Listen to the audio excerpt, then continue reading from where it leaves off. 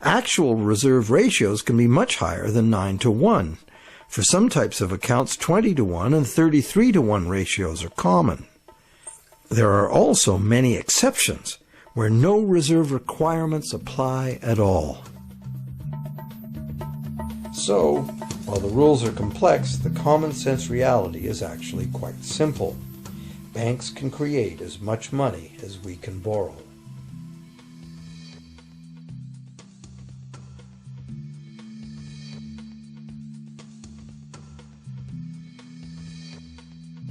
Despite the endlessly presented mint footage, government-created money typically accounts for less than 5% of the money in circulation.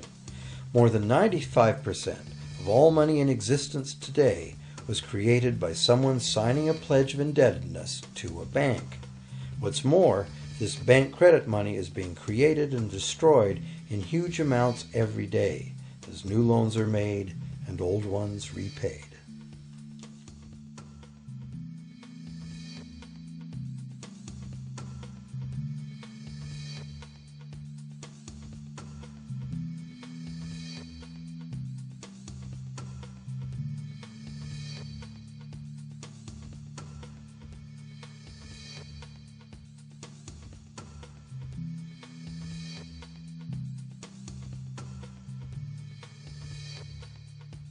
Banks can only practice this money system with the active cooperation of government.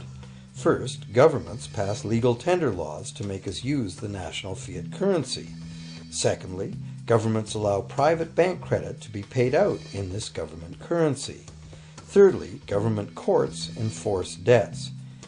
And lastly, governments pass regulations to protect the money system's functionality and credibility with the public, while doing nothing to inform the public about where money really comes from.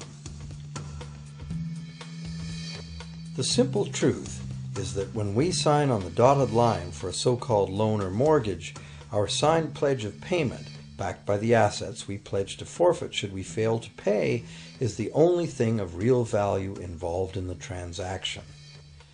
To anyone who believes we will honor our pledge, that loan agreement or mortgage is now a portable, exchangeable, and saleable piece of paper. It's an IOU. It represents value and is therefore a form of money. This money the borrower exchanges for the bank's so-called loan. Now, a loan in the real world means that the lender must have something to lend. If you need a hammer, my loaning you a promise to provide a hammer I don't have won't be of much help.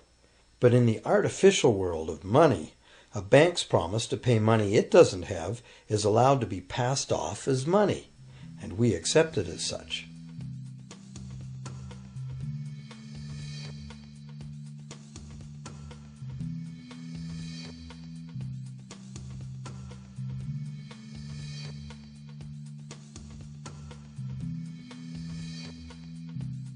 Once the borrower signs the pledge of debt, the bank then balances the transaction by creating, with a few keystrokes on a computer, a matching debt of the bank to the borrower. From the borrower's point of view, this becomes loan money in his or her account, and because the government allows this debt of the bank to the borrower to be converted to government fiat currency, everyone has to accept it as money. Again, the basic truth is very simple.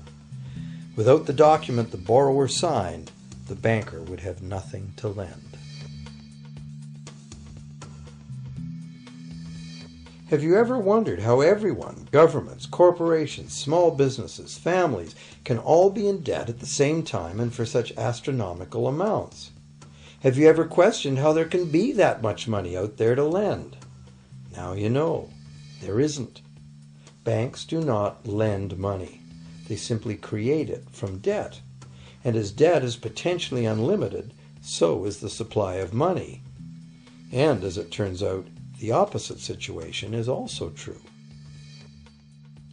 Isn't it astounding that despite the incredible wealth of resources, innovation, and productivity that surrounds us, almost all of us, from governments to companies to individuals, are heavily in debt to bankers?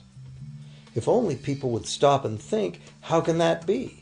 How can it be that the people who actually produce all the real wealth in the world are in debt to those who merely lend out the money that represents the wealth?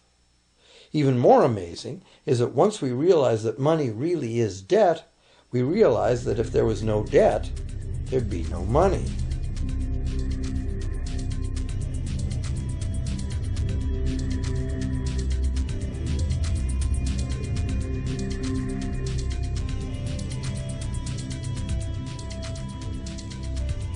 If this is news to you, you are not alone. Most people imagine that if all debts were paid off, the state of the economy would improve. It's certainly true on an individual level. Just as we have more money to spend when our loan payments are finished, we think that if everyone were out of debt, there would be more money to spend in general. But the truth is the exact opposite. There would be no money at all. There it is. We are totally dependent on continually renewed bank credit for there to be any money in existence. No loans, no money, which is what happened during the Great Depression. The money supply shrank drastically as the supply of loans dried up.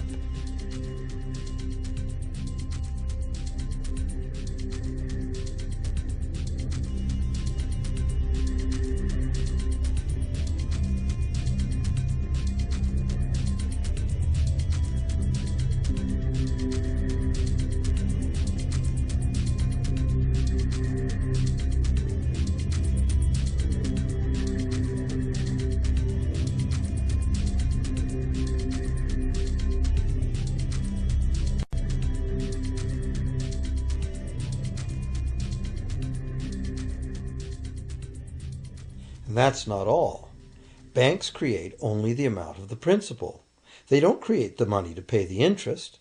Where is that supposed to come from?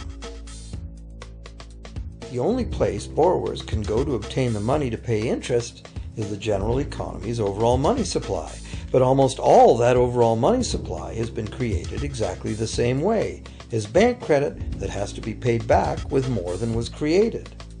So everywhere there are other borrowers in the same situation, frantically trying to obtain the money they need to pay back both principal and interest from a total money pool which contains only principal.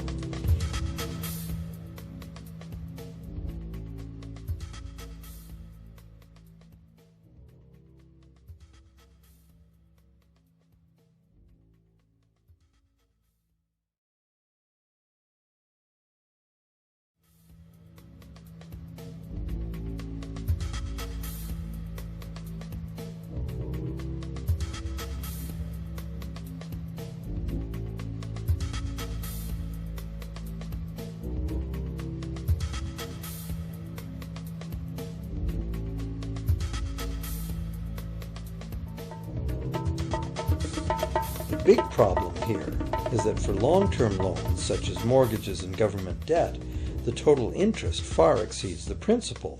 So unless a lot of extra money is created to pay the interest, it means a very high proportion of foreclosures and a non-functioning economy. To maintain a functional society, the rate of foreclosure needs to be low.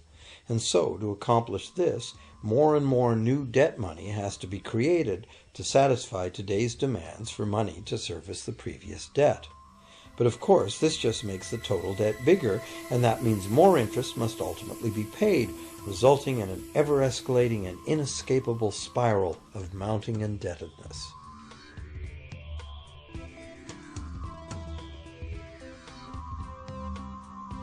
It is only the time lag between money's creation as new loans and its repayment that keeps the overall shortage of money from catching up and bankrupting the entire system.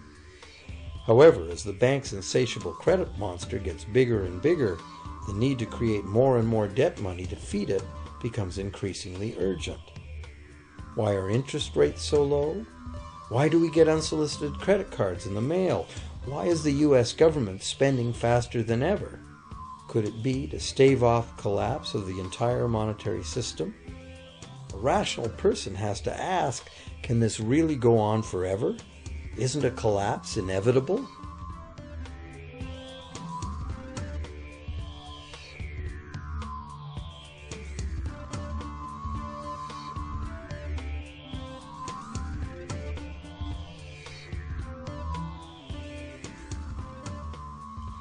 Money facilitates production and trade. As the money supply increases, money just becomes increasingly worthless unless the volume of production and trade in the real world grows by the same amount. Add to this the realization that when we hear that the economy is growing at 3% per year, it sounds like a constant rate. But it's not. This year's 3% represents more real goods and services than last year's 3% because it's 3% of the new total. Instead of a straight line, as is naturally visualized from the words, it is really an exponential curve getting steeper and steeper. The problem, of course, is that perpetual growth of the real economy requires perpetually escalating use of real-world resources and energy. More and more stuff has to go from natural resource to garbage every year, forever, just to keep this system from collapsing.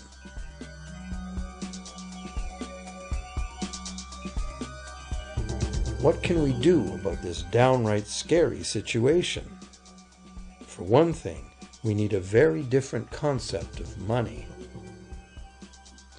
It's time more people asked themselves and their governments 4 simple questions. Around the world, governments borrow money at interest from private banks. Government debt is a major component of total debt, and servicing that debt takes a big chunk of our taxes. Now we know that banks simply create the money they lend, and that governments have given them permission to do this. So the first question is, why do governments choose to borrow money from private banks at interest when government could create all the interest-free money it needs itself? And the second big question is, why create money as debt at all? Why not create money that circulates permanently and doesn't have to be perpetually reborrowed at interest in order to exist? The third question, how can a money system that can only function with perpetually accelerating growth be used to build a sustainable economy? Isn't it logical that perpetually accelerating growth and sustainability are incompatible? And finally, what is it about our current system that makes it totally dependent on perpetual growth? What needs to be changed to allow the creation of a sustainable economy?